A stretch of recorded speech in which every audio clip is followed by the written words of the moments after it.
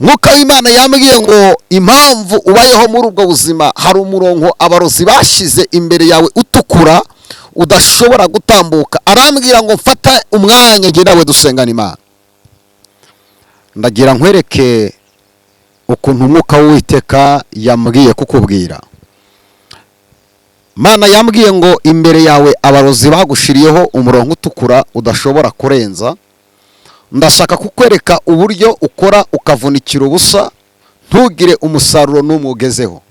Igihe cyose uhora mu buzima bwo kwizengurukaho, iyo ugiye kugera ku ntsinzi ntumenya uburyo usubiye hasi. Ubayeho mu buzima budafite formule, ubayeho mu buzima budafite ishusho, ubayeho mu buzima bw'intica ntikize. Mwuka w'Imana yambwiye ngo impamvu ubayeho muri ubwo buzima hari umurongo abarozi bashize imbere yawe utukura udashobora gutambuka. Arambwira ngo mfata umwanya nge nawe dusengana Imana. Kurikira iyi video ntabwo ndenze iminota 12 kugira ngo dusengane Imana ikubohore, kubera ko imbere yawe bamaze gushiraho bariyeri. Ibintu byose ugerageje usanga imbere hari bloke. Umuryango wawe bamaze gushiraho bariyeri, bashizeho umurongo utukura, nta kintu na kimwe ushobora kugeraho. Ibintu byose uragerageza bikanga, uriga bikanga, wacuruza bikanga, washaka bikanga, urugo rwawe rukabura amahoro. No kuvuga ngo imbere yawe hariho bariyeri. Urabona nifashishije iki gitambara nijoro ndimo ndasenga saa 9:15 Imana yashe kumbishirira kino kintu. Wowe unkurikiranye ni wowe Imana ishaka kuvugana nawe, ni wowe Imana ishaka kubwira, ni wizera ndasengana nawe. Hari umurongo utukura abarozi baguhaye, uyu murongo uracika mu izina rya Yesu. Urabona uyu ni umurongo utukura, ngerageje gutambuka uyu murongo uranzitira. Umwuka w'Imana yambwiye ngo nkubwire ngo imbere yawe de losi de pelike de zantinevas abarozi bamaze gushiraho umurongo utukura. Ibintu byose iyo ugerageje kugenda biragutangira. Wa murongo abarozi bagushiriyeho ntushobora kuwurenga. Mu yandi magambo ndasubira inyuma ariko sinshobora kwegera imbere ngo nkomeze ntambuke. Ndashaka kukubwira ngo buri murongo wose bashize imbere yawe, buri imbaraga zose z'umwijima basize imbere yawe, buri bicaniro byose by'abarozi bashize imbere yawe, ndi hano ndi gusenga, ngiye gusengana nawe. Umwuka wose batambitse imbere yawe utuma utagera mu masezerano ugiye gucika mu izina rya Yesu.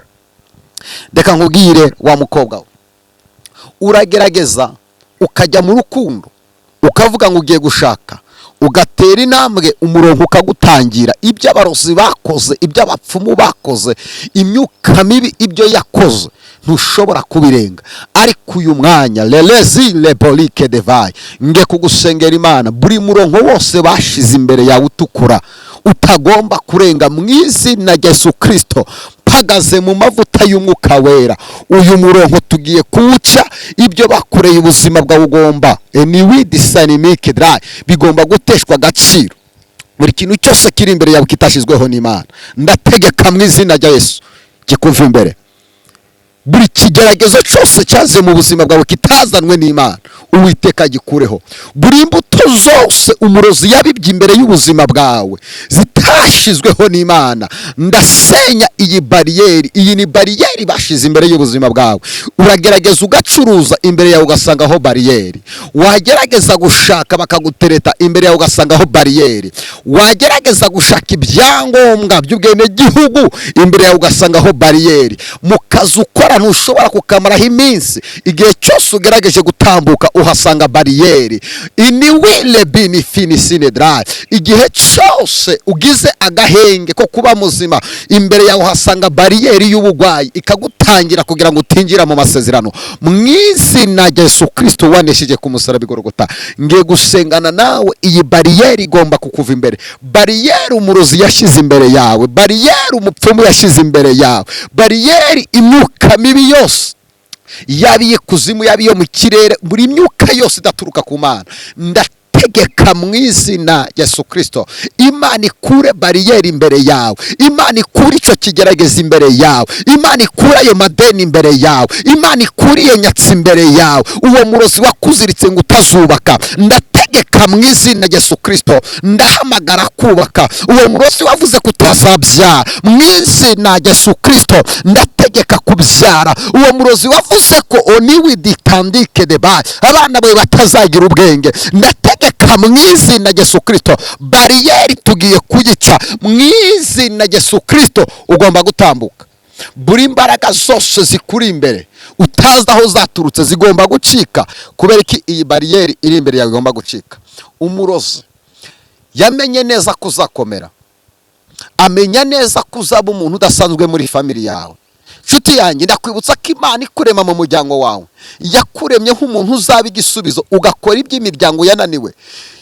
Ndagira ngire ngo umurozi akimara kumenya ayo makuru, inyenyeri yawe yaramukanze. Ushobora kwibaza ngo kubera iki abantu bakugwanya, abantu bakaguharabika, abantu bakagusebya, wakora akazi abantu bakakugwanya. Nta kindi kibabyigwa n'inyenyeri yawe. Hamani yamenye neza inyenyeri ya Yosefu, itangira kumubyiga. Hamani wari uyoye atangira kugirira ishyari Morodekayi wabaga ku marembo y'ubwami. Nta kindi cyabimuteye, ni inyenyeri yabonye atangira kugira ishyari. Uyu mwanya ndasenga mu izina rya Yesu Kristo, umurozi witambitse imbere y'umugisha wawe apfe. Imana isohoze icyo yavuganye nawe. Buri imbaraga zose z'umwijima zitambitse imbere y'ubuzima bwawe zigiye gucika, utambuka unezerewe. Iyi bariyeri yariri imbere y'ubuzima bwawe. Timisine fenimos, ndi mu isi y'umwuka, ndi mu isi ya gihanuzi. La pelasike devai, ndi muri prophetique. Ni la santarabosh, ndi muri prophetique. Iyi bariyeri yariri imbere y'ubuzima bwawe, Imana iyigukuriye imbere. La bandele sai venigari asa. Iyi bariyeri yariri imbere y'ubuzima bwawe, Imana iyikuye imbere yawe. Iyi bariyeri yatuma gudacuruza ngo wunguke, Imana iyikuye imbere yawe. Uyu murongo utukura bari barashize imbere yawe ngo ntuzabyare, Imana igukuye imbere yawe. Uyu murongo utukura bari barashize imbere yawe ngo abana bawe bazige ariko ntibagire icyo bakumarira, Imana iwukuye imbere yawe. Umurongo utukura bari baravuze kuzapfa naho ugeze, mu izina rya Yesu Kristo ndasenze, akira gutambuka aho abarozi bari baragushiriye bariyeri, akira gutambuka aho bari baravuze kutazarenga, mu izina rya Yesu Kristo wanesheje Golgota.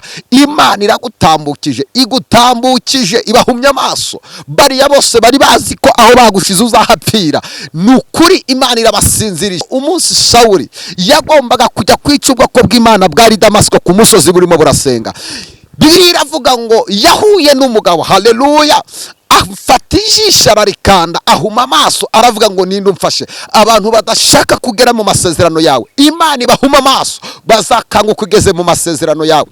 Byakozwe n'intumwa ibice 12. Herode ubwo yari kwica Petero muri icyo gitondo, ngo marayika w'Uwiteka yamusanze mu nzu y'imbohe, ngo ahuma amaso abasirikari n'abarinzi bagiye gukanguka basanga Petero yasohotse. Ndasenze mu izina rya Yesu Kristo, Imana ihuma amaso abadashaka kutambuka, Imana ihuma amaso abadashaka kubyara, Imana ihuma amaso abadashaka gukora akazi, Imana ihuma amaso abatifuza ko wagera mu masezerano yawe. Ndagusengera mu izina rya Yesu Kristo, Imana ihuma amaso ikintu cyose kitambitse imbere y'ubuzima bwawe, Imana ikubohora, ikubohorane n'ibyawe.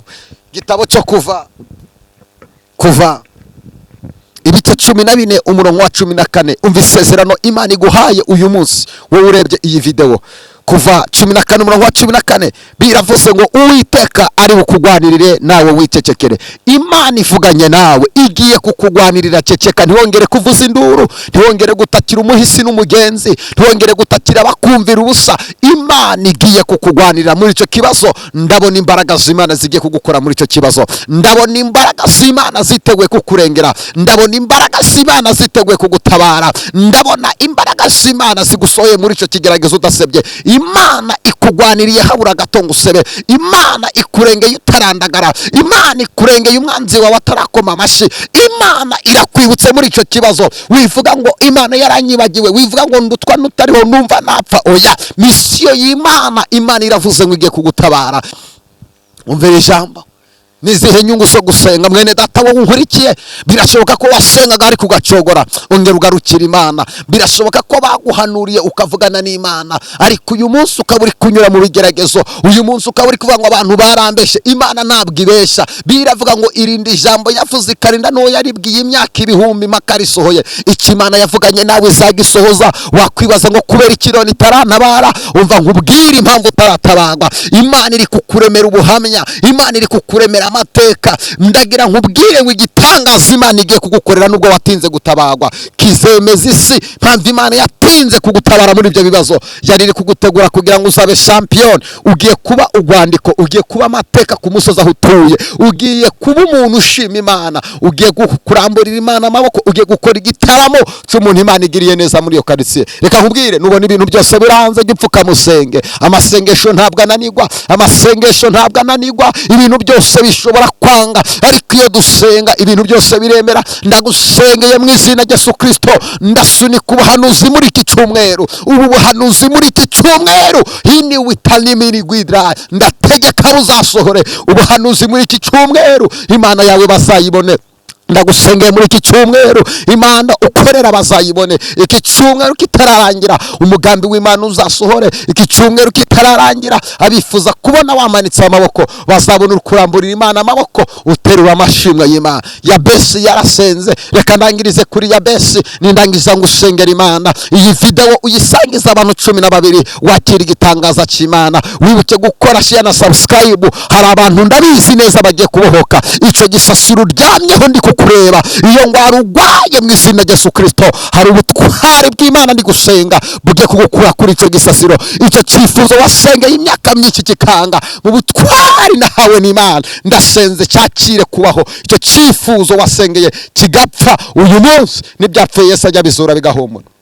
Yabesi yarasenze. Yabesi akimara kumenya amakuru ibintu byose agerageza bikanga, kariya irapfapfana. Ni uko niko wari umeze nawe, umeze nka Yabesi. Yabesi yabonye n'ahandi yabona igisubizo, ngo arapfukama arasenga, atakira Imana, arayibwira ngo Mana icyamuka umugisha. Uyu munsi ndagusengeye Imana iguha umugisha. Aravuga ngo icyamukanyagurira imbago, ukaninda ibyago ntibimbabaze. Reka nkubwire mwene data, wagira ngo uri mu dogiteri, wagira ngo wize farumasi, kubera ko ingwara ihora mu rugo rwawe. Umenya ibinini ugomba kugura, umenya ibyatsi ugomba kwahira.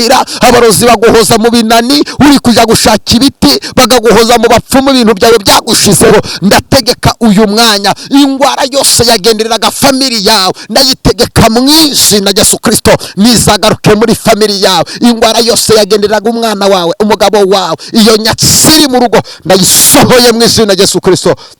Akira imbaraga z'Imana. Shalom. Yari prophet Manivuga. Ndagukunda.